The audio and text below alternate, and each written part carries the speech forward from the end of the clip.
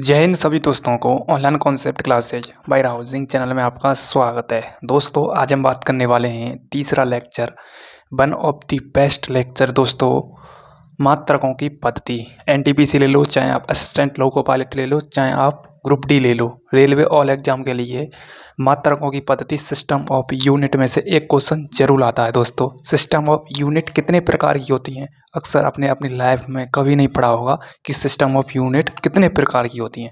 दोस्तों उन्हीं की बात करने वाले हैं। पहले हेडिंग का नाम देखो, फिर हम इस लेक्चर को शुरू करने वाले हैं। दोस्तों लेक्चर कोई ज़्यादा बड़ा नहीं रहेगा। सबसे पहले दोस्तों बात करें, अक्सर मात्रकों की जो पद्धति होती है दोस्तों, वो मेरे ख्याल से 4 प्रकार की होती हैं। कितने प्रकार की? 4 प्रकार की होती हैं। दोस्तों सबसे पहले आती है आपकी दोस्तों CGS, और सेकंड नंबर पर आती है दोस्तों आपका MKS।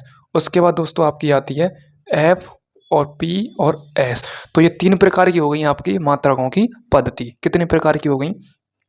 3 प्रकार की हो गई दोस्तों। 3 प्रकार की तो हो गई। 1 मिनट मैं थोड़ी लाइट को सेटलमेंट करूं। हाँ 3 प्रकार की हो गई दोस्तों। 1 मिनट, ये लाइट ज़्यादा बबलिंग कर रही है।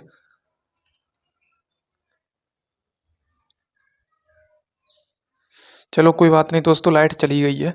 हाँ दोस्तों 3 प्रकार की हो गई।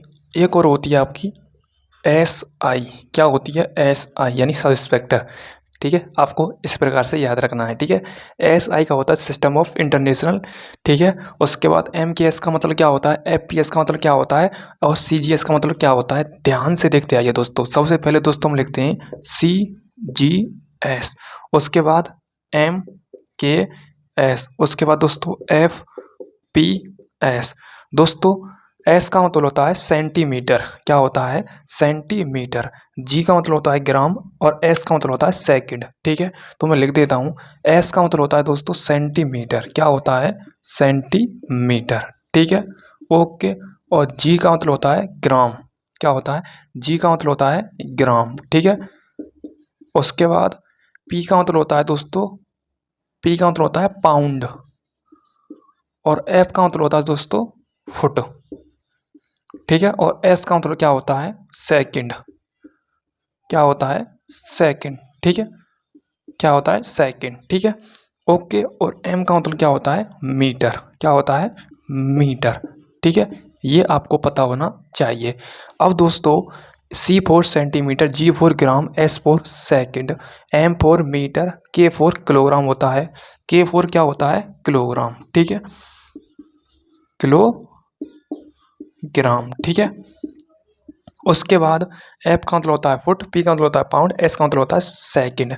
अब दोस्तों आपसे एक क्वेश्चन जरूर पूछा जाएगा रेलवे एग्जाम में कि तीनों पद्धतियों में से ऐसा कौन सा मात्रक है जो अपने रंग रूप को चेंज नहीं करता।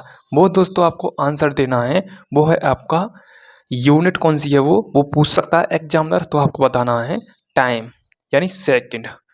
अपने आप में एक ऐसा मात्रक है जो अपने रूप रंग को तीनों पद्धतियों में चेंज नहीं कर सकता है।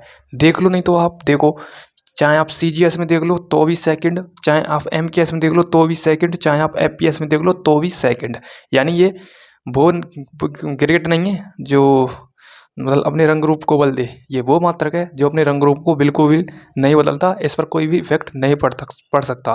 तो एग्जामिनर एक आपसे यही क्वेश्चन पूछेगा कि तीनों पद्धतियों में से ऐसा कौन सा मात्रक है जो अपने रंग रूप को चेंज नहीं करता है। वो आपको बताना है समय। ठीक है, टाइम का मात्रक सेकंड। ठीक है, तो ये हो गई आपकी दोस्तों सिस्टम ऑफ यूनिट मात्रकों की पद्धति। अब दोस्तों इसी में से मैं आपको एक मैजिक ट्रिक बताऊंगा।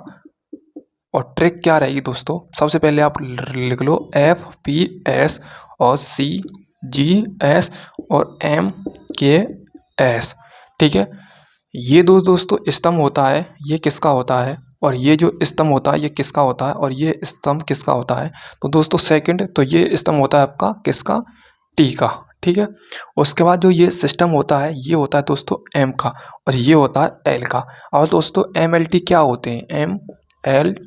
MLT के द्वारा तो हम किसी भी यूनिट का डायमेंशन फॉर्मूला ड्राइव करते हैं दोस्तों।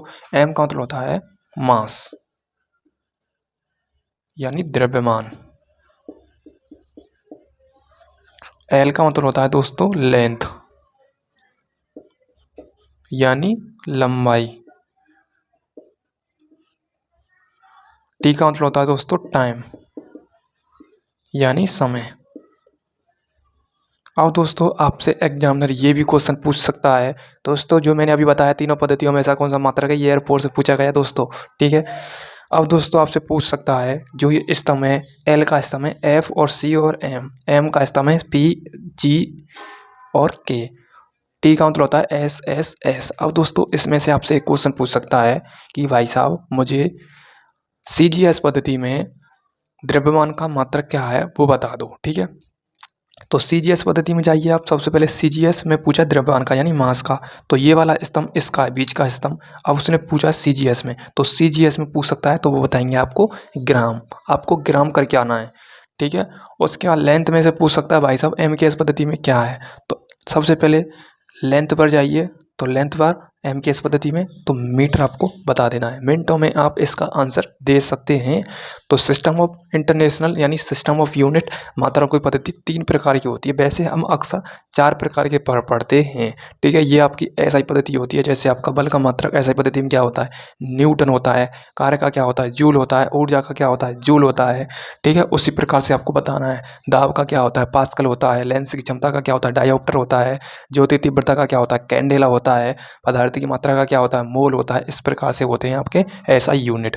तो CGS पद्धति, MKS पद्धति और FPS पद्धति, ठीक है। C4 क्या होता है, G4 क्या होता है, P4 क्या होता है, F4 क्या होता है, M4 क्या होता है, वो मैंने आपको बता दिया है। और मैंने ये भी बताया ट्रिक दोस्तों, जैसे CGS पद्धति में मास का मात्रक क्या होता है, तो CGS में जाइए और M के खाने में जाइए तो G यानी ग्राम होता है, या आपसे पूछ सकता है FPS में क्या होता है मास का, तो P यानी पाउंड होता है। तो दोस्तों ये आपका 10 मिनट का लेक्चर था, कितने का, 10 मिनट का लेक्चर था आपका दोस्तों।